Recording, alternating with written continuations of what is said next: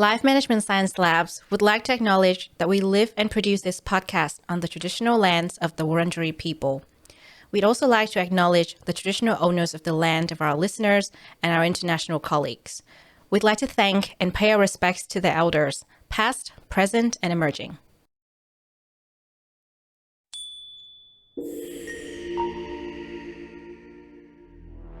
Hello, everyone, and welcome to Doing Well, the Wellbeing Science Insights Podcast produced by LMSL, the Life Management Science Labs.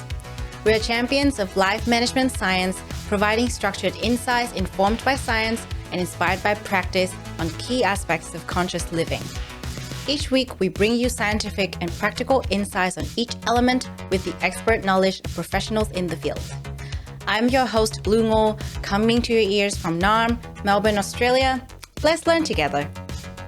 Hello, everyone, and welcome back to Doing Well, the show that we talk about all things well-being with a little bit of science. So today I'm here with Carolon Donnally, and I'm very excited to talk to Carolon about what makes stress and burnout at work different. And the reason why we're talking to her about it is because she is the CEO and founder of Carolon Donnally Consulting, a premier burnout prevention organization focused on reducing workplace-related burnout through leadership coaching, training, and organizational consulting. So a lot of the cool stuff. And I will also throw this over to Carolon to talk a little bit more about herself. But this topic is actually quite close to my heart right now. It's actually something I'm going through at the moment as we speak, still recovering from a burnout. And I feel like this will sort of be my personal coaching/therapy session. But to our listeners, I hope that you're going to get a lot of wonderful insights out of it.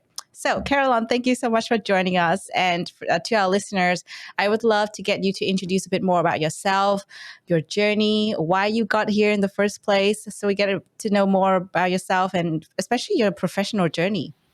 Yeah.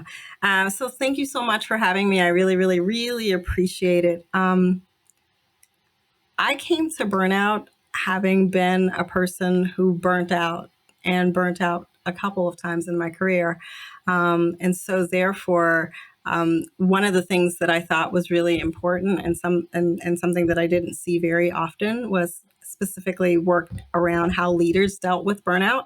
I didn't think that as I went through my burnout journey, I didn't encounter any leaders that actually knew how to actually have any conversations about burnout. And I found that to be kind of distressing because I was thinking, wow, if employees are dealing with this, if leaders are dealing with this, and nobody knows how to talk about it, then that makes it really, really bad. And so, therefore, my training is in coaching, as you mentioned.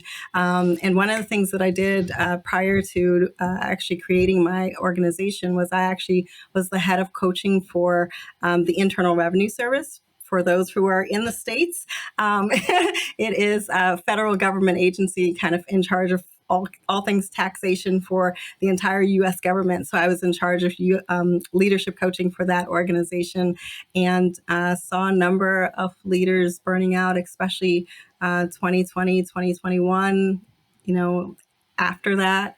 And wanted to do something about it. And so therefore, I decided that this was the way that I was going to help with the challenge that I was seeing. That sounds like an up and down, full of it sort of journey. Like you've been through everything, and you moved from a place in your career where you really needed what you're working on. Yeah. So Yeah. I think you're the best person to talk to about this because you have the experience and now you have the expertise. I'm gonna pick your brain on a lot of the things that I've been through personally, and I feel like a lot of people might relate to this. Especially, after 2 years of working remotely in the pandemic, and then, like the after effect of that, it's just a lot of stuff happening. And I actually talked to a bunch of friends about this topic as well. And I feel like so many of us are going through it or just went through it recently. And the coping skills that we needed, we probably didn't have. So this is going to be fun. And it's really interesting that that you're kind of bringing that piece to the table, because I think that one of the things that I've noticed is that a lot of people, like, we didn't really take any time to actually process what happened. Yeah. And we just kind of, ran full force into the next. And so the work that I do is specifically related to the work-related pieces of burnout, because I don't think that organizations specifically have done enough on that front. Yeah.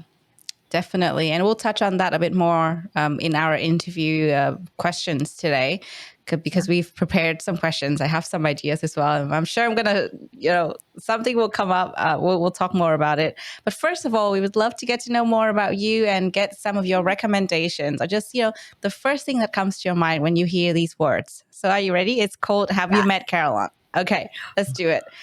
So we already touched on books briefly, but I wonder which book you would recommend us today. So many good ones. Yeah. So two, right? So the first one is this book called The Ruthless Elimination of Hurry. Mm-hmm. It's by a gentleman by the name of John Mark Comer. And I love that book because I think that it has transformed my thinking about rest, and transform my thinking about what my yes will be, and all of those things. So that's one. And then the other one I think is this book called Chatter by Ethan Kross. It's so good because it really talks about the conversations that we're having with ourselves, and how it is that we can actually use those conversations for good, as opposed to just letting them kind of happen and not realizing that we can actually use them to be able to propel us forward to accomplishing our goals and doing some different things. So that's one of the ones that I would highly recommend, because I think the way we talk to ourselves and the way we think really impacts burnout. And so therefore, I think it's an important thing. That's so interesting. And also, I look at your bookshelves behind you and I'm like, how can you pick a book? It's going to be so hard, because I'm sure you've come across so many good reads, stories of our lives. But I totally agree with that. I'm going to put those two books on my list. They sound super interesting.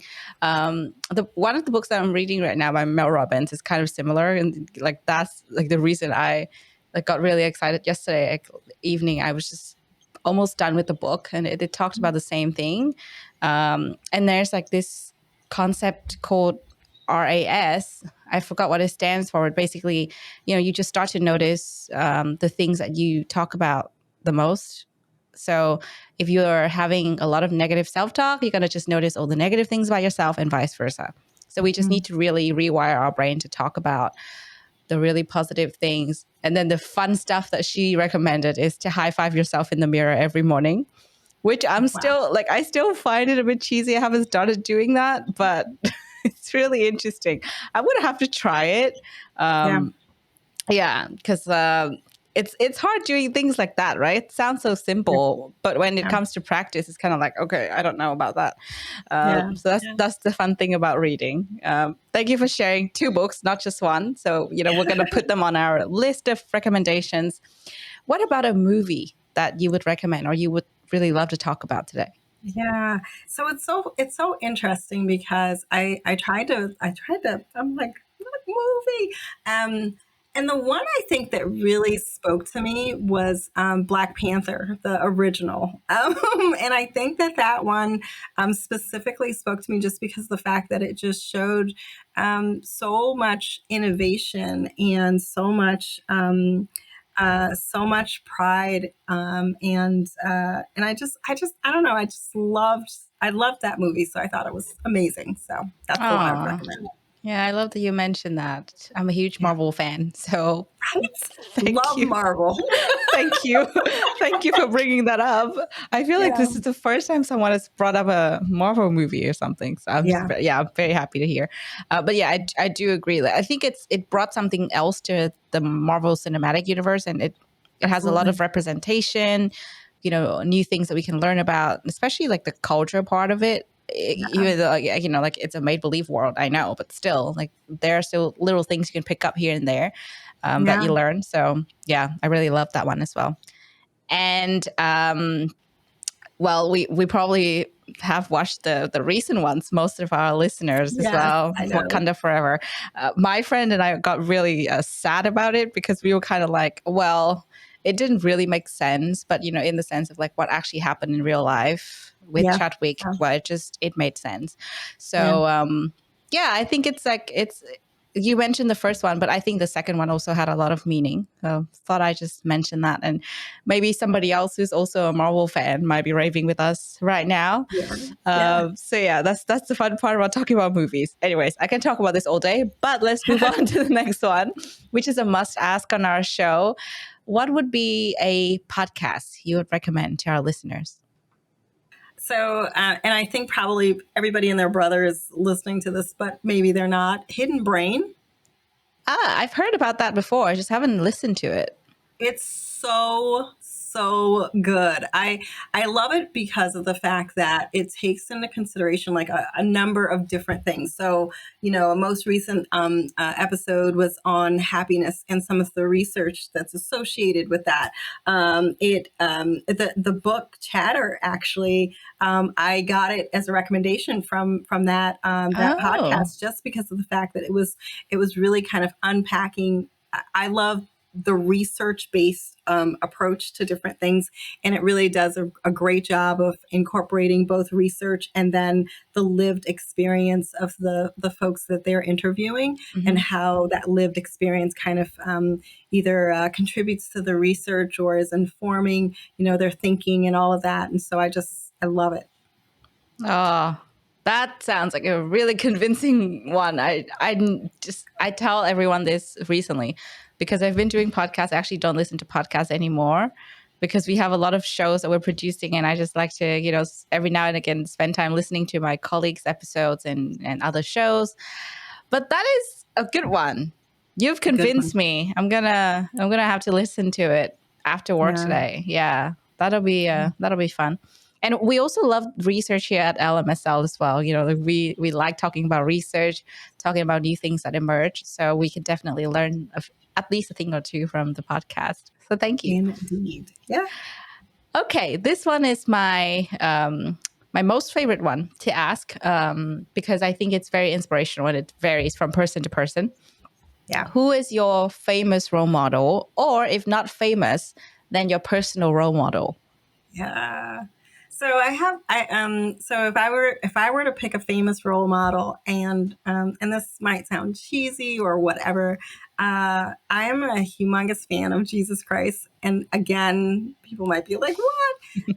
But I think that he stood for so many amazing things, and the care and compassion with which he took care of people who wouldn't have been the people that other people would have thought highly of or cared for.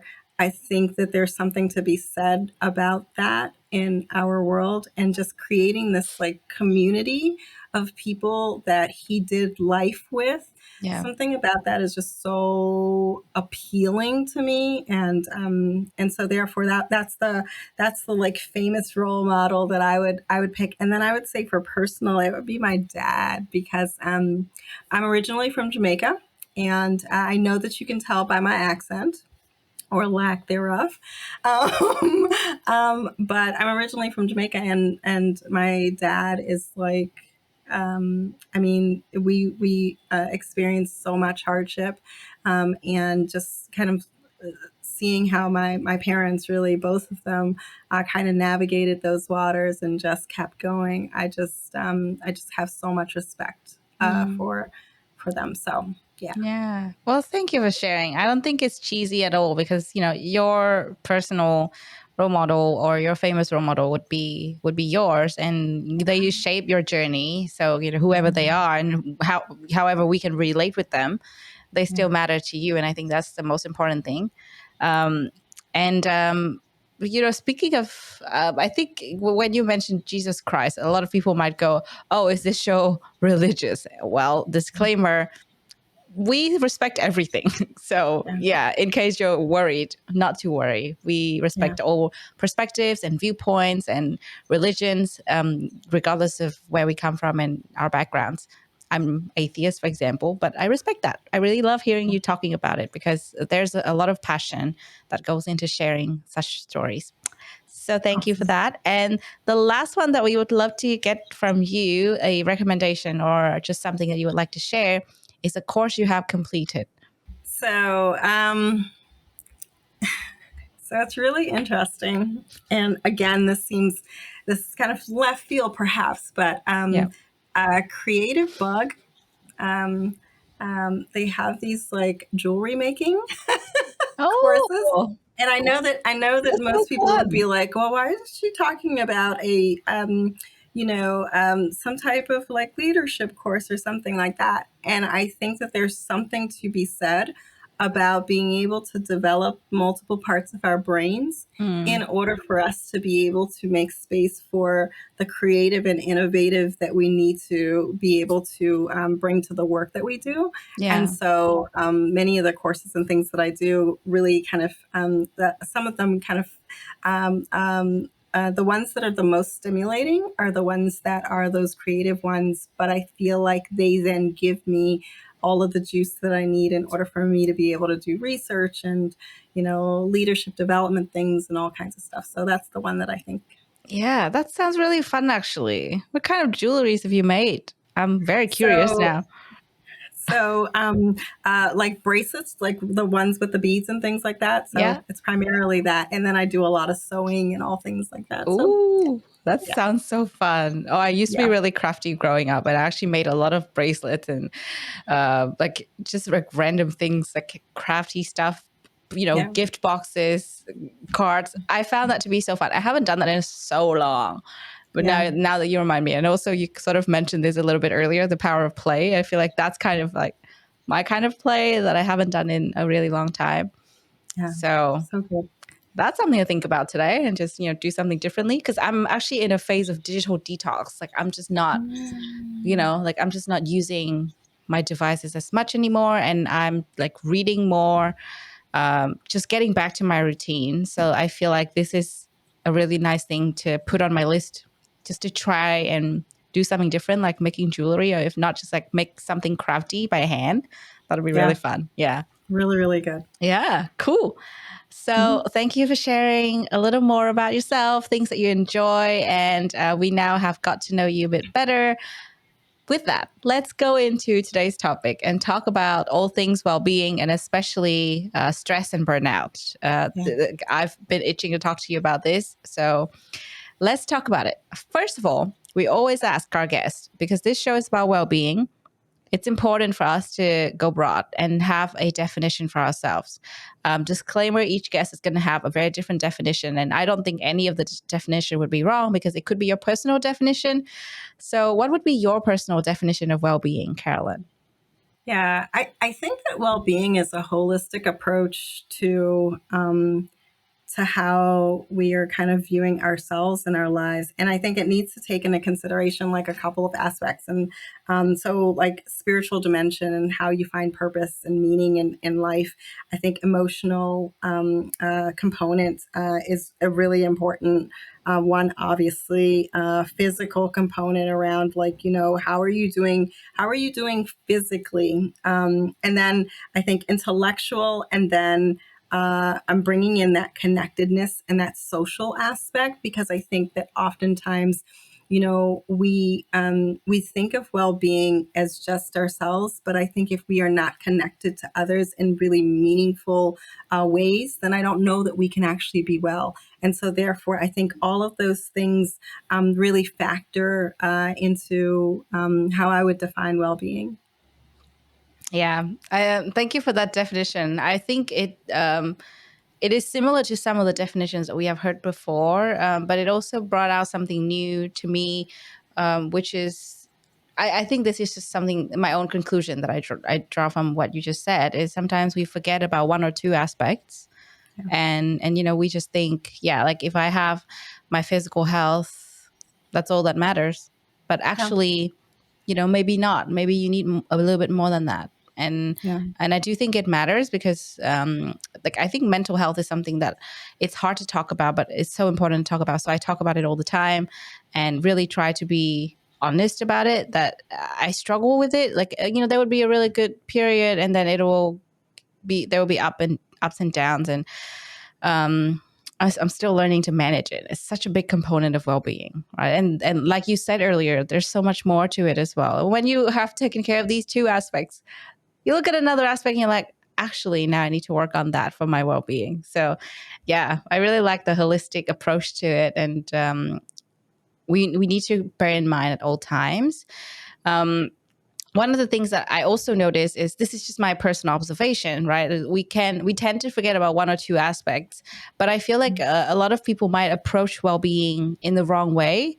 It could stem from anything. It could be because of your cultural background, because of your circles, because of your let's just say culture and surroundings. Could be anything.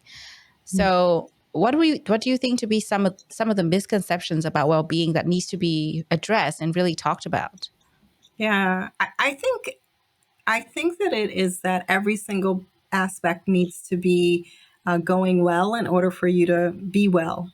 And I don't know that that's necessarily true. I've experienced times in my life when, just because of life circumstances, certain parts of my, like, say, for example, intellectual well-being, in me thinking about that, it Yeah. might not have been, tens, or on shooting on all cylinders, because the fact that I needed to take care of something else. And so I think looking at it not as a thing for which everything needs to be at peak performance in order for you to be well.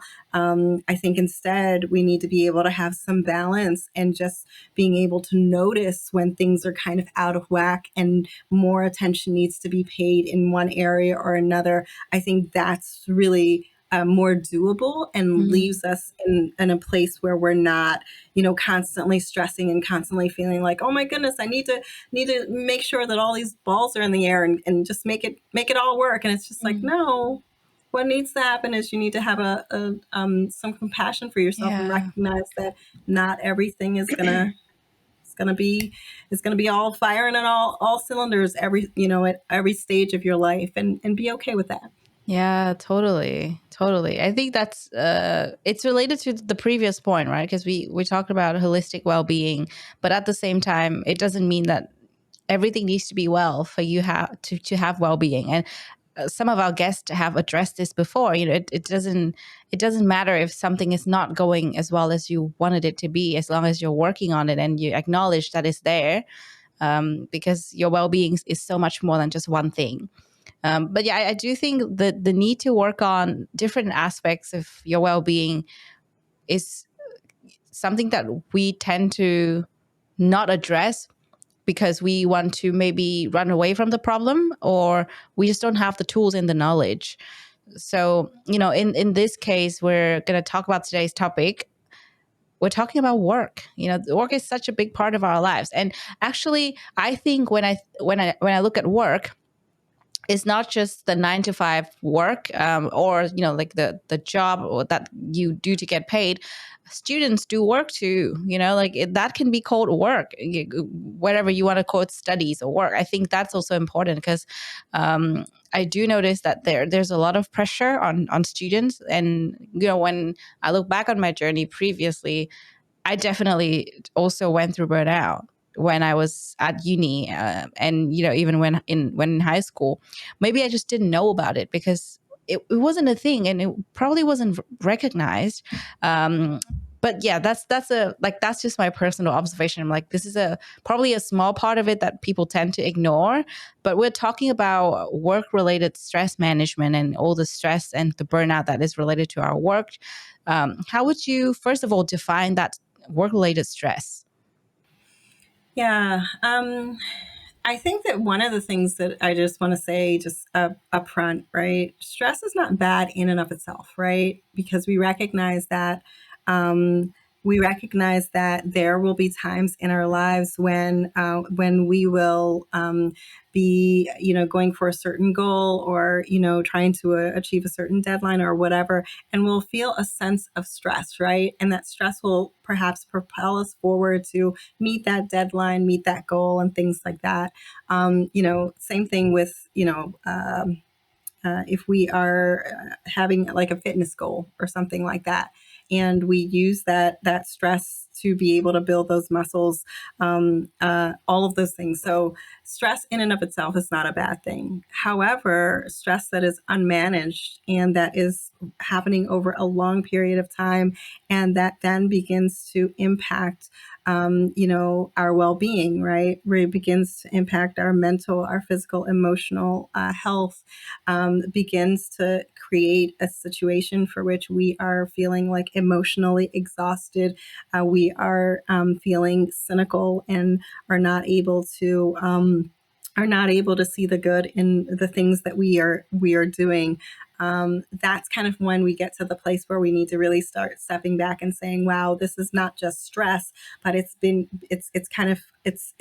gone into the realm of, am I burning out?" And we need to begin asking those types of questions because of the prolonged nature of it. Yeah, definitely, definitely. I think you're right.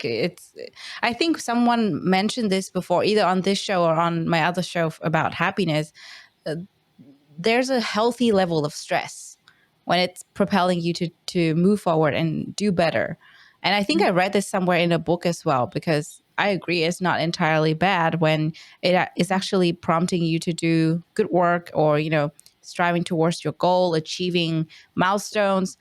All that would be healthy and properly managed. When it is, it's a good thing. But when it is not, like you said, it can lead to burnout and can lead to so many so many bad things. I can tell you that. Like, it's not just burnout. I think it's like emotional distress. Like, Yeah. it's like all of these aftermaths. And we can talk about that in a little bit in more detail, because I do want to also ask you, we talked about the healthy part of it. We talked about what it could do to us if it's not managed, but we just talked about our well-being, right? So now let's really break it down. You mentioned the holistic view on well-being of, physical, mental, and emotional well-being. Mm-hmm. So let's just say that stress is now not managed, it's getting out of hand. How would those three aspects be affected? Yeah, and again, depending on what stage you are in with regards to burnout, because I think one of the misconceptions even about burnout is that it's kind of it doesn't have stages, right? Mm-hmm. And I think that we need to kind of come to a realization that it's almost like, I always say, it's almost like a slow walk in. Right, because Mm-hmm. we kind of don't recognize that this is happening, Yeah. and then we get further and further along, and then it gets really, really bad. But to your point, things like, in the very beginning, it might be, trouble concentrating and being able to like focus. And it might then kind of continue to escalate. You're having trouble sleeping, so insomnia begins to happen. You're feeling really anxious. There are the Sunday night scaries, right, as I would call them, or as many people would call them, right, that then go from just the Sunday night scaries to Monday through Friday scaries, where literally you are dreading going to work every single day. It's not just that you're dreading a certain aspect of your job, right? But you're dreading the entire thing, and that then begins to have all kinds of impacts. People have irritable bowel syndrome. All kinds of things begin to happen inside of their bodies that begin to tell them that something is not working, and we really need to begin paying attention. And so, therefore, that's kind of one of those things. And then I think that mentally, what begins to happen in addition to the anxiety piece is that we kind of begin getting on this treadmill with regards to work and our thought process about it. that piece about not being able to like turn it off. It's just like it's constant. And I think in addition to that constant churn, the not being able to turn it off begins to frustrate people, and they begin to get really cynical about their work and begin to just talk about, how bad and awful things are, and how that the hopelessness begins to start seeping in as well. So you can Mm. begin to see that all of these different parts and pieces begin to Mm. be impacted. Yeah, that is so interesting. It seems like there's a whole journey map to it. And when Mhm. you talk about that, I was just reflecting on my burnout. I was like, okay, it's not that bad.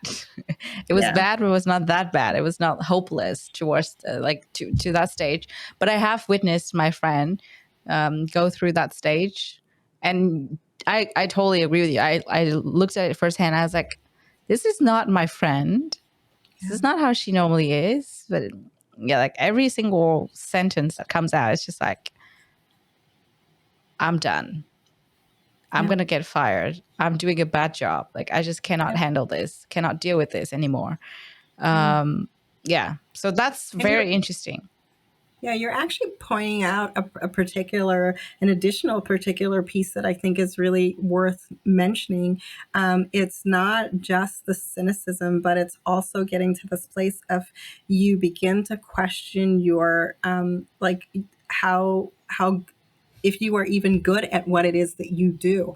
And you might be a rock star, but the reality is that because of the way that things are kind of shaping up and happening, you just begin to say, I'm not very good at what it is that I do. Yeah.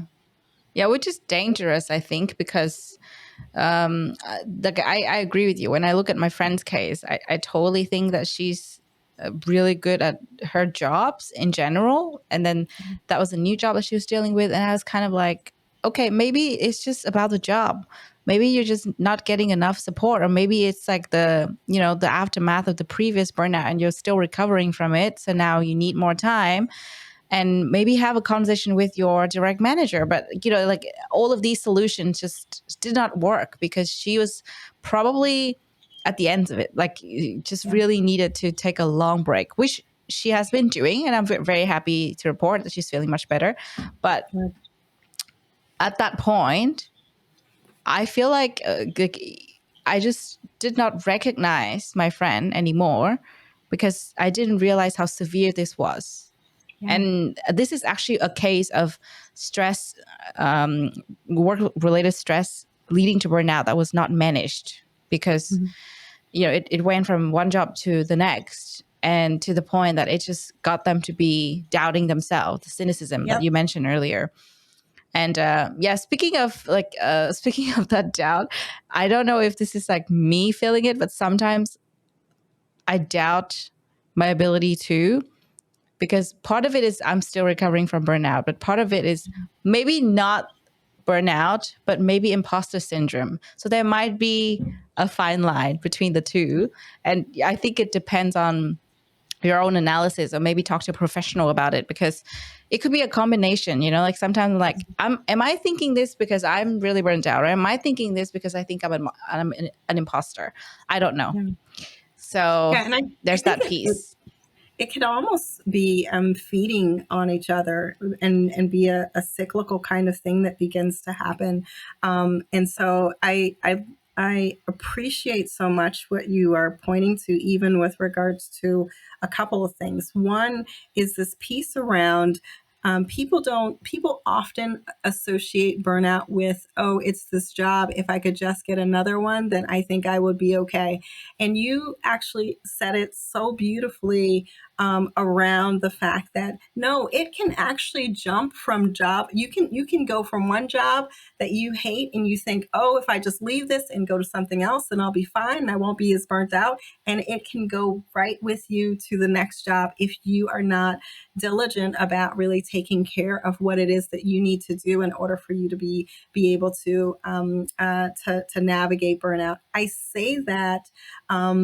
But also recognize that there are some things that are inherent in certain workplace cultures that create burnout. So it is both it's a both and, with you both taking care of what you know you need to, and also recognizing that the workplace culture also needs to be conducive to making sure that folks don't burn out as well.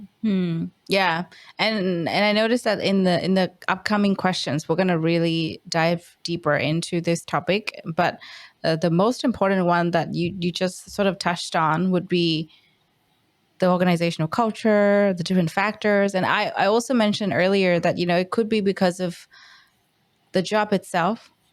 It could be because of a change of environment. It could be because of the added stress. But I do notice that whenever it comes to stress at work or burnout, I sort of notice that it could either be because you're not enjoying the role in itself. So, it's a mismatch for you. It could be the culture. Yeah. Let's say the role is great, it's perfect for you, but it could be the culture of the company. Or in some cases, I've noticed that my friends, some of them really enjoy the work that they're doing, but they're suffering because of their direct manager. Yes. So the leadership at companies, at organizations, it's also very important. So those would be some of the things that I personally notice to be the source of occupational stress. But you've worked with so many people. I wonder what else you could add to this list, because I feel like the Yeah. list is long. Could be anything. Yeah, so the research actually points to, so Christina Mashlock is the premier burnout researcher, and she points to 6 work-related factors that are at the heart of burnout, and they are workload, right? And so, we recognize that, right? So it's workload. It's being able to actually having a mismatch between your personal values and the values of the organization. It might be also fairness issues. And when I talk about fairness issues, it could be, yes, things like you feeling like you are not being, you're being passed up for promotions and things of that nature. But it also could be things like microaggressions that are happening in the workplace that are making it feel like you are perhaps not being treated fairly. And so those types of things might be adding to a sense of feeling burnt out. In addition, it's also a perceived lack of control, right? Kind of related to some of what you said around that job crafting, right? Sometimes people feel like they don't have enough autonomy to be Yeah. able to do what it is that they know that they can do and that they can contribute to the organization, but they're being either micromanaged or just not being given the opportunity to be able to do to have some control over what it is that they contribute and how it is that they contribute to the work. And then the last 2 things are rewards, right? And when we talk about rewards, it might or might not be monetary type of rewards. It might be just being recognized for the work that you're doing. And I think that sometimes people take that for granted, but it's huge. And then in addition, community, right? Being able to know that you have others who you can rely on and who can rely on you, having camaraderie in the workplace, because we recognize that, loneliness is at an all-time high, and that one of the places where we can do something about that is in the workplace. Wow, that is so interesting. So, yeah, like I did mention a few things, and then it sounds like some of them match the list that you just shared of the 6 Yeah. things. But yeah, I think the thing that stood out to me the most is probably the fairness part, because it could be subjective. And I think like the role of the leaders in the organization would be very important, but at the Yeah. same time, everyone could contribute to this as well, right? Because if we're talking about fairness, it's also about pointing out when things go wrong, pointing out when Yeah. you notice that something is affecting somebody's well-being at work, because it's not about just yourself. It's about Yeah. other people that you're collaborating with too. And it might be tricky because, the workload, you might have a number to show. Yeah. But fairness, that Yeah. might be a bit harder to kind of get around to. So I wonder Yeah. what would your thoughts be on this? Because I think it's a two-way street. First of all, there's the role of the organization. And then second of all, there would be the role of the employees, the colleagues, anyone who's involved. So what should Yeah. we all do as a collective, and where should we start?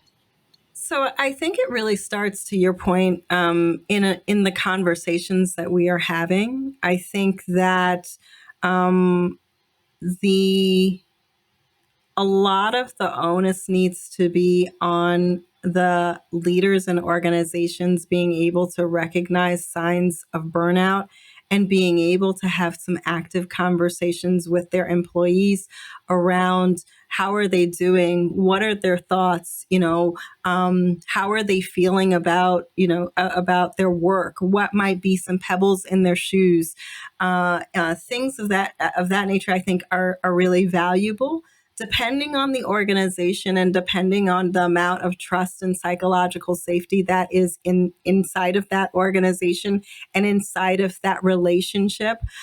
It will depend on how much that will tell you kind of how much information that you are gonna get. I think that if there is low psychological safety and low trust, then obviously an employee who might feel slighted somehow about an opportunity that came up and they didn't get, they might not say anything.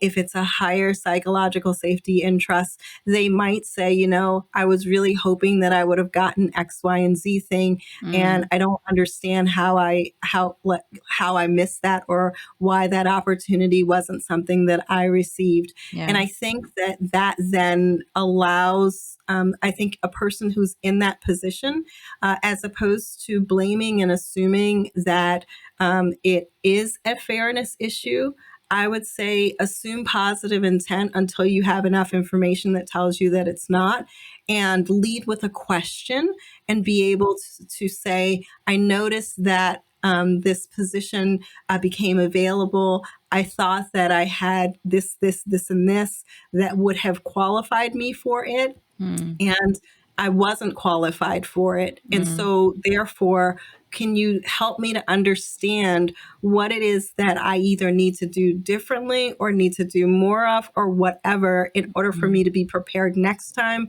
Or, what do you see as the missing link for me? So I would first say assume positive intent and lead with that type of conversation if it's you as the employee. And so that's kind of one of the ways that I would say that you would begin addressing that. Yeah, that's a really good point. And I think depending on how the conversation is going to go, you're going to know. If you are the employee bringing this up, you're going to know as well. Because I think a lot of the time it's kind of like a fine line. You're like, yeah, I think they're good. I think they can be trusted. I'm going to share this with them.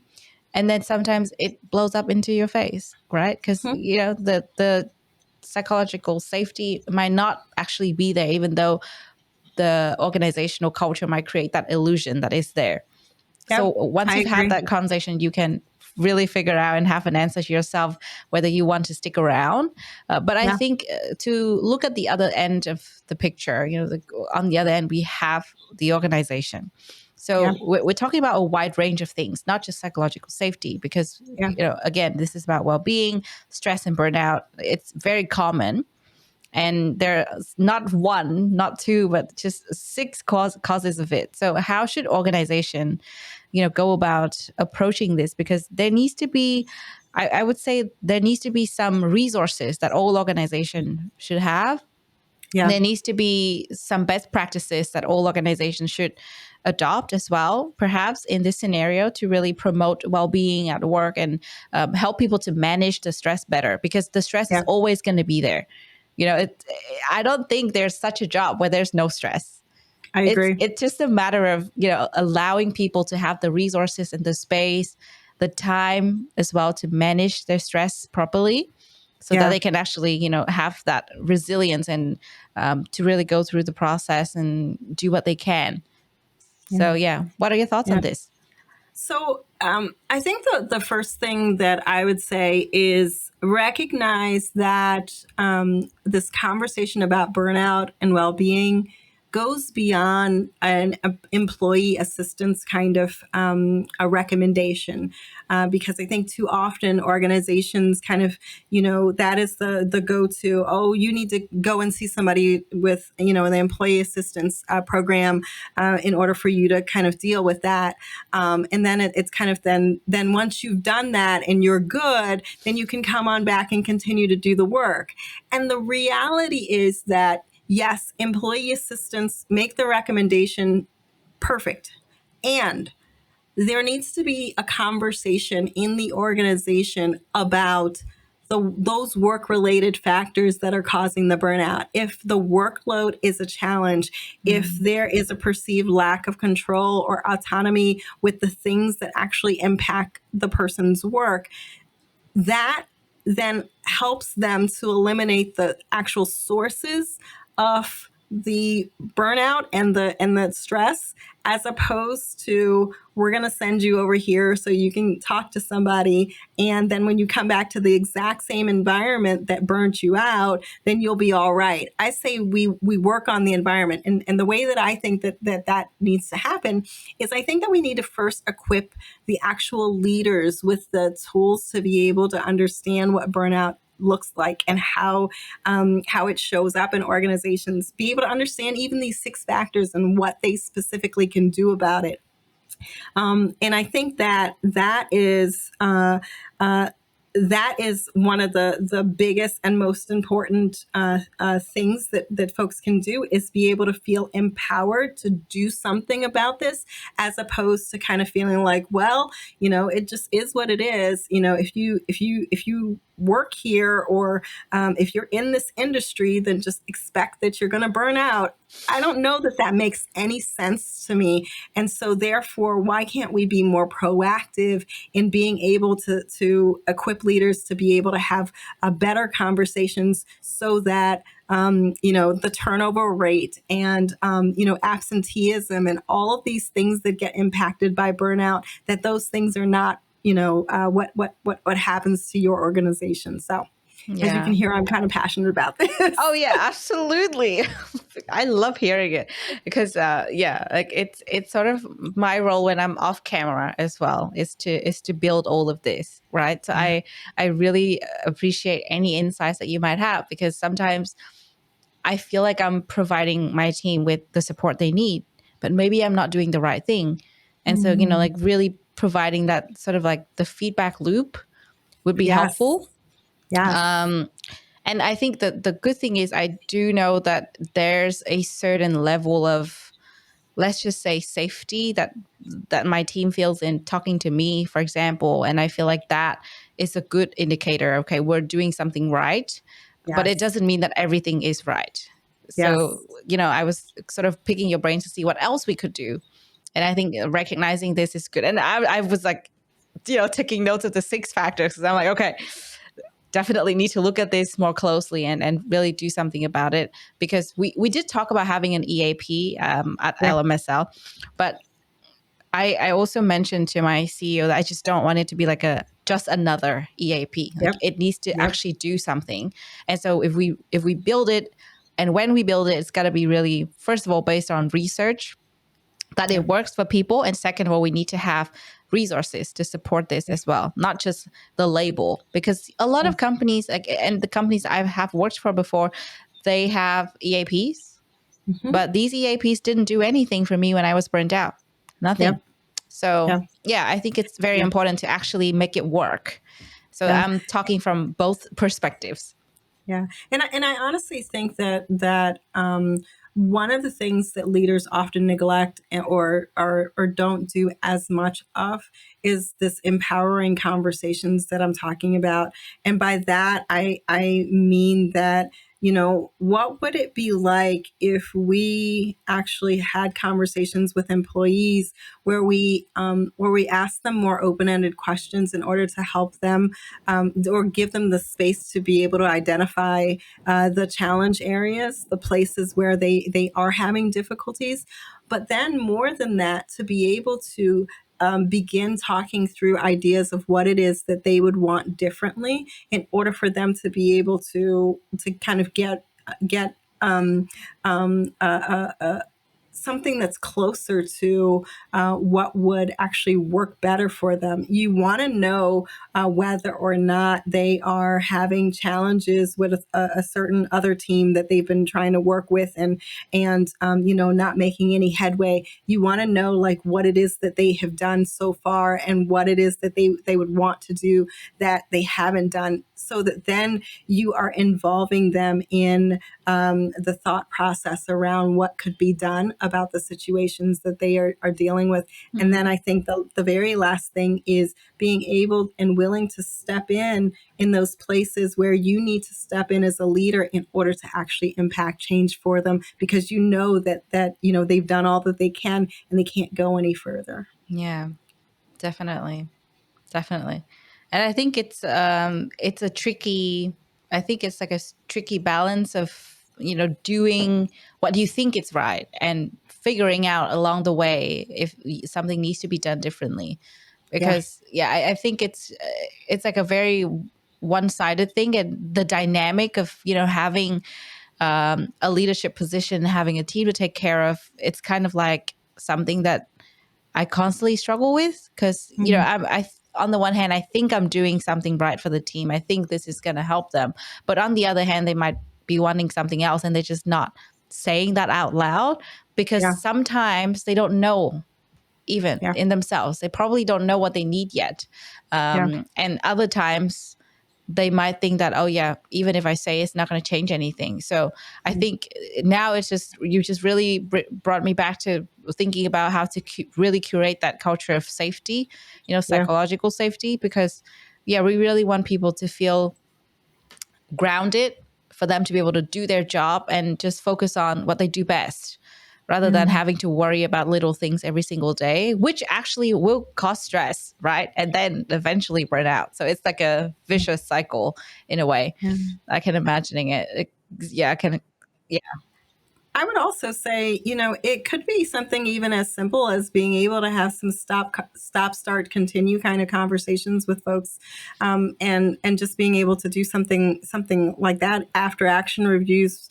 All of those things would be things that would make deliberate space in order for those conversations to come up, and make it so that it's a regular part of just the way that you all do business, so that you're constantly hearing from them and also giving feedback. So it's a both and not just a one-sided thing. Yeah, definitely. Very important. We had prepared some other questions, but I think since we're going in this direction, I might just replace one of those questions and ask you about the employees, because we've talked a little bit about, the organization, what the leaders should do. But let's say I'm the employee now. I'm dealing with stress, right? And we mentioned some signs earlier, but I really want us to go a bit more practical, and perhaps we can include this in the practice section even. We can officially move to that and talk about ways that we ourselves can work on our well-being and, manage our stress better. And this could be anything. It could be how we manage our stress, depending on where you are in the journey from stress to burnout. How do we manage stress better? How do we recognize when this stress is too much and it's becoming burnout? And finally, when it's already, your burnout's already here, how do you deal with it? So step by step. Yeah. So I would say that one of the things that is the most important, or one of the most important things, is being able to have some self-awareness around what's happening with you. Being able to notice not only what's happening inside of your brain, how you're processing information, being able to notice what's happening in your body. Are you feeling anxious all of the time, or are you feeling more anxious than you were, before? All of those things, and then being able to get super curious about asking yourself the question, what is it that's making me feel this way, right? And I think to your point earlier around like being able to stop long enough to sit with the stuff, that's one of those things that we don't do very, very well. Instead, we want to, Netflix it away. You know what I mean? We want to do anything, Yeah. anything but sitting with it. Yeah. But the value of being able to ask ourselves those questions is that it begins to give us some insights into what things need to change and be different, what things we need to perhaps have some conversations about in order to see whether or not something is possible, to see if something is needing to change. And it also allows us to be able to start thinking about, okay, so what are the things that I need to start taking off of my own plate because they're in my control to take off of my plate? And what are some things for which I either need to begin asking for help or begin asking about, having some of these things either, taken off, delayed, something to happen with them in order for us to be able to have a different outcome. And so I think, recognizing it first, being able to ask ourselves the questions about what are the pebbles in our shoes, the things that are really causing us to feel this way, and having honest conversation about what those things are, and then being able to ask ourselves the questions. And so what do I want to do about it? What's in my control, right? Because some things are not in your control, but what is in my control and what do I want to do about it? And I feel like kind of from that perspective, you can begin the process of kind of, I call it really getting some wise counsel, right? And by that I mean, are there people in your life for which you would be able to have come alongside you, for which you can have some honest conversations, for which that they'll give you some wise and sage advice? They won't be the people who are just like, oh, poor you, but instead they'll be the people who will really be like, okay, so let's try to figure this out. What kinds of things have you done already? What else do you need to do? How do you want to have that conversations? What kind of things do you want to talk about? They're those kind of people that are thought partners for you. And then being able to kind of from that place, being able to have those key conversations and making those key decisions, taking those key actions kind of based on that. So that's kind of some of the things that I would say that would be valuable, is kind of going from awareness all the way to taking some strategic actions. Yeah, that's a really good point, because I think a lot of us just skip that awareness stage because we just, like you said, just Netflix it away. We just don't really know what's going on, and we just have our coping skills. Like, for example, feeling anxious. Yep. You might just do nothing and just watch Netflix, or for a lot of us, probably be on social media just to numb it, whatever that might be, right? Each person has a very different way of coping, but a lot of the times we don't recognize it. So it's good to, first of all, recognize when you're feeling a bit funky, you don't feel like yourself, and you start to do things that are not healthy for you. And then take actions. But then now let's actually go a bit more practical and give our audience something that they can, take and do, maybe try from tomorrow onwards. What would be a practice that you would recommend to them to manage their stress better? Yeah. Yeah. So it's really interesting. One of the practices that I have been engaging in, and it has, I think it's been pretty transformational, and I've heard from other people that it's transformational for them as well, is the practice of Sabbath. And it doesn't necessarily need to be a spiritual practice. I know in some traditions it is, but really being able to figure out how can I take a rest so that I can begin the process of even being able to create space for that thinking, right?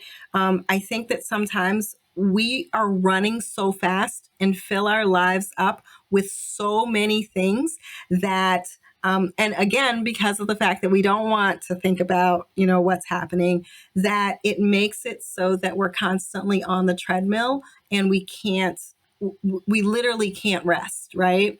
And that's also the reason why when people go on vacation, they can't rest even on vacation, right? And so being able to have a deliberate practice where, every certain number of days, and for me, it's every 7 days, being able to turn off the phone, being able to make sure that, everybody in my life kind of knows that, I'm not really reachable. I'll be out, taking a walk with my son around a lake, or, we'll be doing a puzzle, or we'll be, just completely unplugging and making that a deliberate practice that I engage in.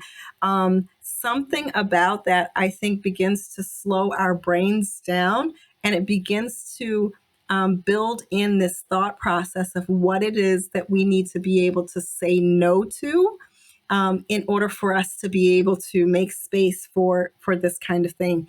And so that saying no piece is going to then translate into, and what things in my life do I need to begin saying no to, begin to have different kind of conversations about, in order for me to be able to have a different outcome. So that's one of the practices that I engage in that have been really helpful. Yeah, and you do this on the weekly, so it's not something that it's kind of like a burden in a way, because a lot of people are like, oh, if it's a daily thing, I might not have time for it. But yeah, well, I mean, you're making it easy for us. It's just going to be weekly. Start small. Start small, see how you go. And I love that start small piece, because if, like, say, for example, you're not able to dedicate an entire day, could you dedicate a couple of hours in order for you to be able to just say, you know what, I'm not going to schedule this time. Don't call me. I'm not reachable. I'm going to be out in nature, or I'm going to, you know what I mean? And because I think that oftentimes we just get discouraged if we can't get the, full time or whatever. But I say start small, and then being able to just kind of work our way up to it. And it might feel uncomfortable, because stopping and resting is something that so many people are just like, well, what do I do? And it's just like, nothing. That's the whole point. Like, there's so much anxiety around, like, but I won't be productive. I won't be useful. And it's like that whole piece when you said well-being, being is the piece that we need to work on, because we're really good at doing, but we need to be able to just be. And so I think it depends on each person as well, because each person might have a different definition of just be, right? Someone might say, I'm going to just unplug from the digital world. I'm going to just go out for a walk. I'm going to go for a swim. I'm going to go to the beach and just read. It could be anything, right? It doesn't mean that you're not doing anything. You can do something that's bringing you joy.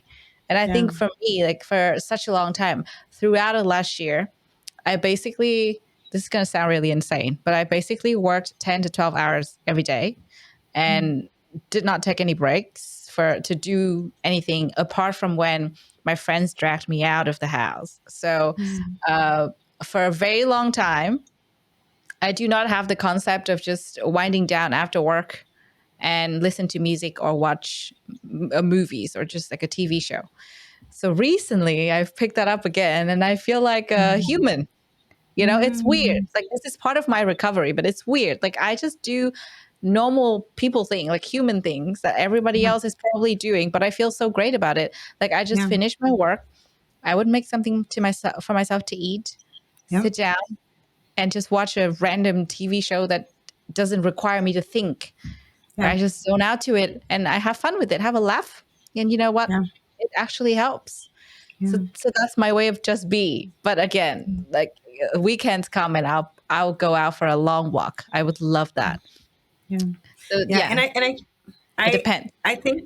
I think that you're right. I think that it does depend on every individual, and I think that the gauge that I have been using has been, after the activity, do I feel refreshed and renewed, or do I feel drained and depleted from it? You know what I mean? Because Yeah. sometimes we will engage in different activities, and it looked like rest, but we end up feeling more depleted than when we started. And so Mm. therefore, begin using that as your gauge.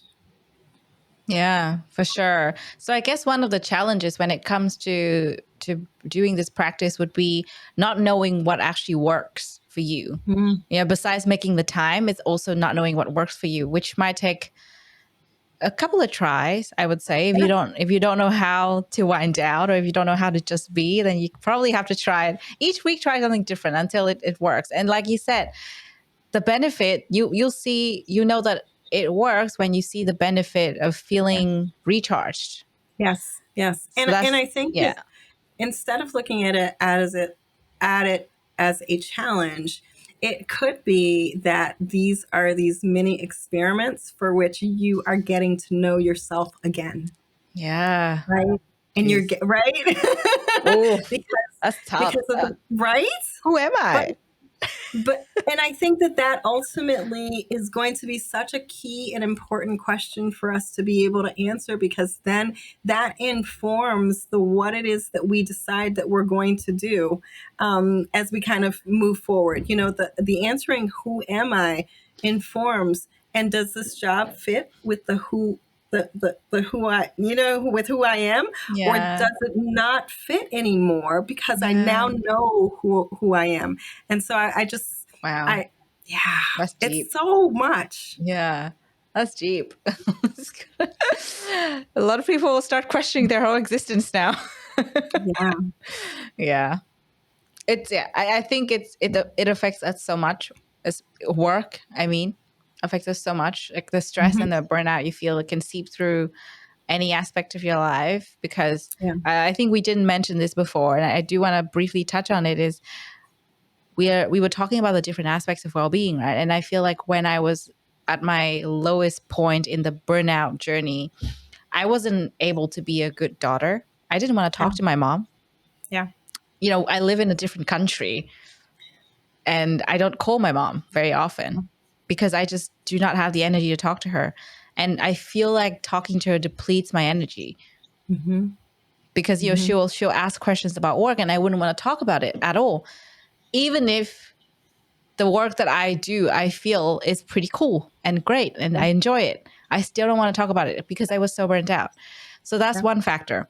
The other one I wasn't a good person for myself because I started to neglect the everyday activity, like adulting, right? Just do the yeah, adulting thing, cook and clean and take care of yourself. And I wasn't even taking care of myself at that yeah, point. And then wasn't a good friend because, I probably would zone out in conversation, would complain, or would just be really just like agitated. yeah, And I couldn't manage my energy level, something like that. So I feel like it would go really bad if you don't manage it properly. yeah, And in this case, I think just doing this practice once a week, like you said, would help us to slowly get back to where we need to be. Like, and of course, it's one practice, but we need to do other things throughout the week as well, right? It's yeah, one practice to do more frequently, and you can clearly see the benefits, but what you do on the daily also matters. Like, yeah, and I think, like one of the things that I've noticed is, as well, is learn to say no. yes, You get burnt out when you say yes to everything. That happened to yes, me. I just said yes to all of it. And then I started saying no, and it changed my life. 'Cause now yeah, now I can watch Netflix after work because I started saying no. yeah, I can go out with friends after work because I started saying no as well. So, like I feel like that is important of a message that I want to share with others. This is, not my research or anything, but it's what I have tried and I have found that it works, at least for me. So for some others, maybe they can benefit from saying no to things that they can just put off or want to redirect to other people. Yeah, that saying no is so it's such an important piece, and I think so many people have a challenge with it because of the fact that we might be people pleasers, right? And therefore, it's just like, oh, as long as they're happy, then I'm good, as well. And I think that that's one of the reasons why I think that the practice of Sabbath really begins the process of you being able to say no to yourself. And then from that, being able to work that no out to other people in order to be able to make space for the things that you want to do. You have to disappoint and say no to somebody else. And so, can you begin practicing Yeah. that? And I think that then it ends up, being something that you're able to do in other spheres of life. So it's such an important component of building healthy boundaries for yourself so that then you are able to do the things that care and nourish for yourself. So, Yeah. Oh, wow. That's really cool because this is exactly what I've been reading in the book that I just told you about earlier, The High Five mm, Habit by Mel Robbins. She mentioned that as well. She was saying you could disappoint other people or you could disappoint yourself. absolutely. So what do you want to choose? Right. And Yep. I feel like that's so powerful because my whole existence has Yep. been based on pleasing other Yep. people, family, friends, colleagues, everyone. And I felt like for a really long time, I was sort of suffering without knowing that I was Yeah. because I wanted to make people happy. Hmm. But that was at the expense of my own mental health and well being. Absolutely. So now we got to flip it. And for everybody else who's probably going through lots of stress, I'm sure anyone who is working is feeling some sort of stress. This would really help because Yeah. if it's healthy stress that's propelling you to move forward and achieving something, great. But Yeah. if it's actually leading you to burnout, chances are you Yeah. might need to start saying no, and just really, Absolutely. like do the weekly practice of just recharging and resetting. Yeah. So I think that's a really good point. And finally, to convince people, just in case they missed this information, what would be the 3 benefits that they would feel once they start doing this weekly practice? Oh, that's so good. I think the first one is that they would begin they would begin to know what it is that they need, because you're paying attention to, does this feel like rest, or does this feel more like work? You're paying attention to you're paying attention to yourself, and therefore, for the outshoot, or the offshoot of that is that then your ability to be self-aware around your own needs and being able to take care of those needs, that becomes paramount. So I would say that's one. I think the other benefit is the fact that you actually begin to enjoy your vacations and your time off more, because of the fact that you've built a practice of enjoying your time away. Yeah. And you then now know what it is that you like, what it is that rest looks like for you, and so therefore you're able to do more of that when you're actually away from the office, as opposed to spending the first, couple of days just trying to like unwind and trying to figure yourself out. I think that lessens that time for you, so that then you're able to do that. And then, like we mentioned already, it's our ability to be able to practice saying no, with ourselves, or practice saying no, just us, and then being able to take that practice outward to others. So Hmm. those are the things I see. Yeah, absolutely.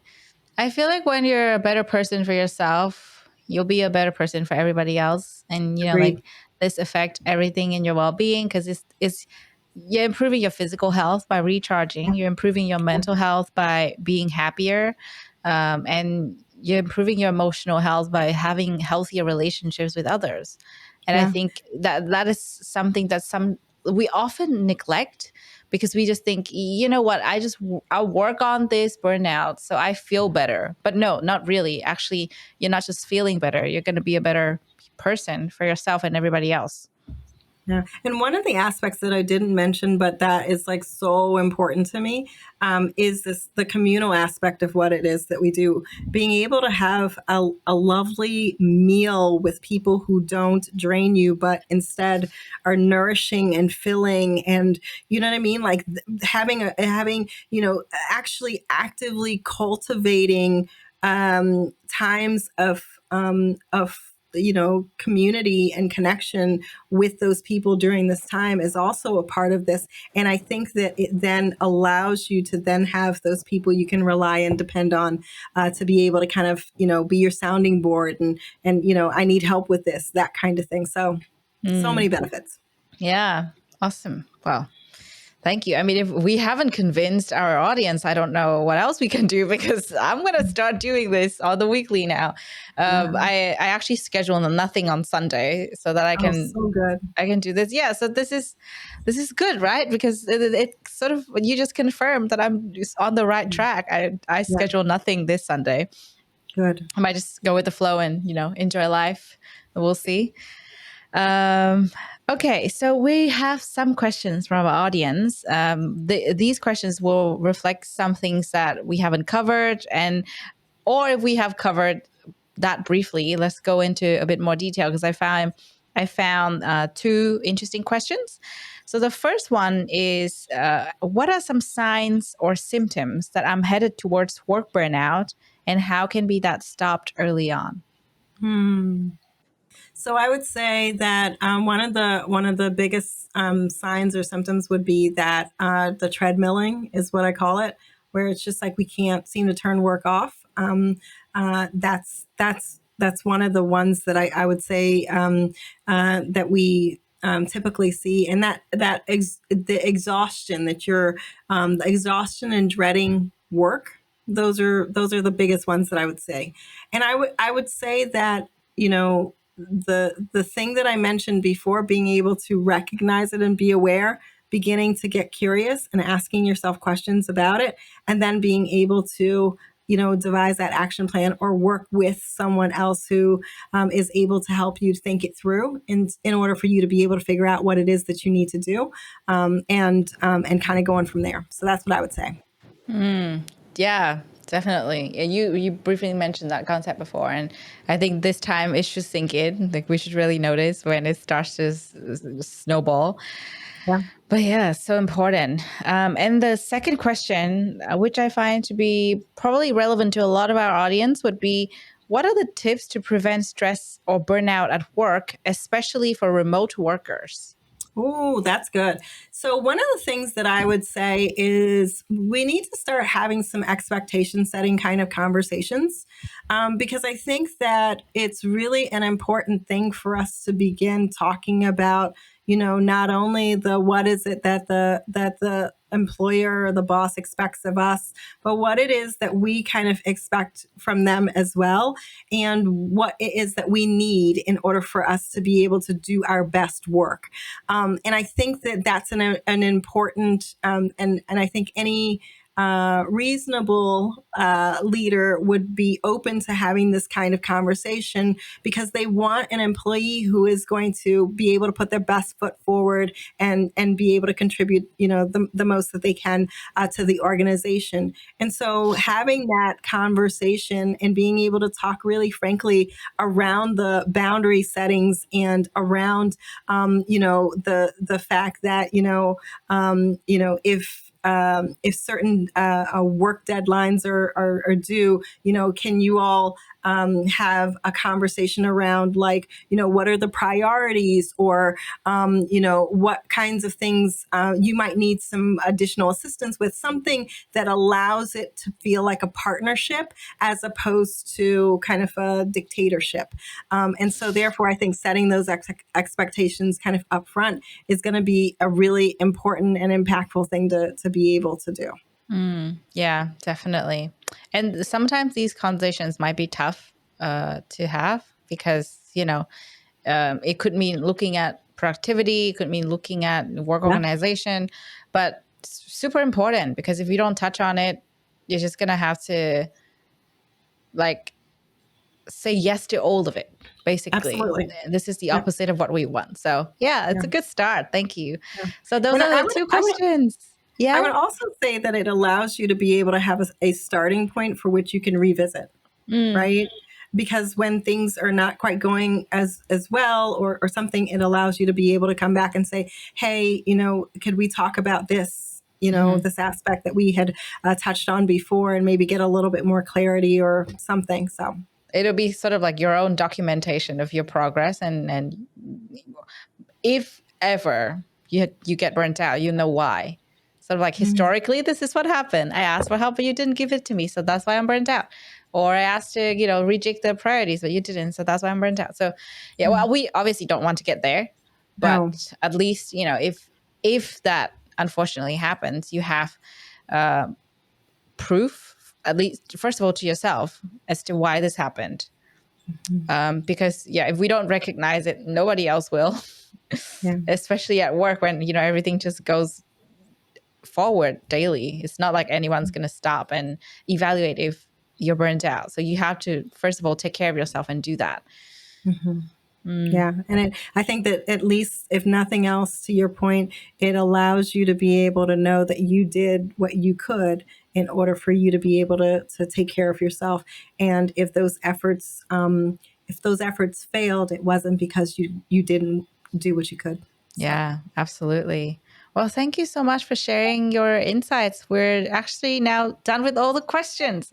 All the serious part is done. I feel like there's actually more to talk about, to be honest. Like if we were to really talk about stress and burnout at work, it could be, I don't know, like a week-long sort of conversation, break down in Yeah. several parts and, have a lot of different things to discuss. But in the interest of time, we already, gained a lot of new insights from you today. And really thank you for that.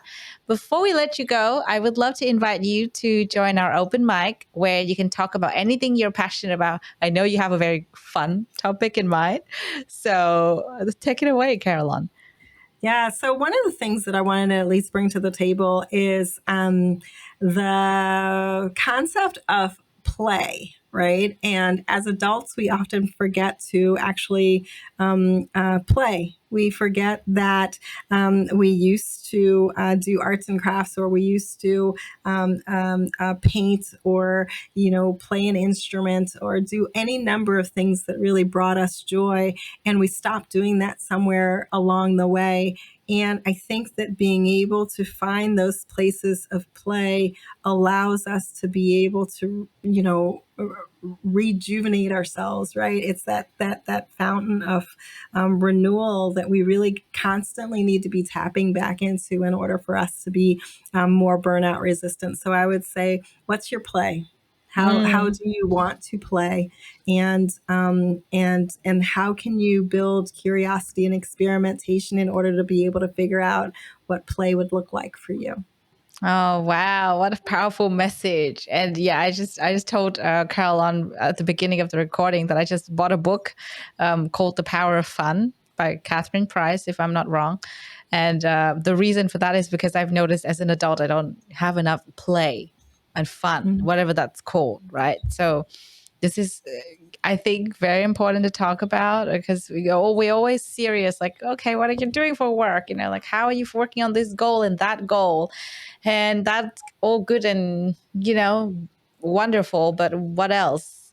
How about a little fun time and play time to recharge? And I feel like playing and having fun would even allow you to have better ideas at work, better ideas at home, and, better energy to take care of yourself. So that's, really fun. Yeah. Yeah, I absolutely agree. It allows you to be able to work better with others, and so that's the biggest thing that I would say. The other thing that I would say is that if an organization is interested in working with me to be able to help their leaders work on having these burnout conversations, being able to be better equipped to be able to have more effective conversations with their employees, would love to be able to partner with them to be able to do that. So yeah, love that. So on that note, how can people find out about your work and get in contact with you if they want to collaborate? Absolutely. So you can actually go to Carolon, Carolon Donnally, Donnally, .com in order to be able to get in contact with me. You can also look me up on LinkedIn. My name, again, Carolon is really unique. So Carolon and then Donnally. I'd be happy to connect with you on either one of those. Wonderful. Thank you so much. You just wrapped it up really nicely. And it's been really fun talking to you, even though it's such a hard topic to talk about. So hopefully today we have covered some grounds that allow our audience to have a think about how they're managing their stress, whether they're headed towards burnout, what they can do for themselves. And if there are any leaders listening to this conversation, hopefully it will change their perspective on how they can support their employees and their team. You've been listening to Doing Well, the Wellbeing Science Insights Podcast, produced by the Wellbeing Science Labs, a division of LMSL, the Life Management Science Labs. More episodes are available from 10 life management perspectives and can be found by searching LMSL on Apple Podcast, Google Podcast, Spotify, YouTube, and other podcasting apps available on your devices. If you enjoyed this episode, please rate, share, and subscribe to our channel so that other people can find it and we can continue to provide quality content. More of our work can be found on our website at we.lmsl.net, where you can join our movement. I'm Lu Ngo. Thanks for tuning in.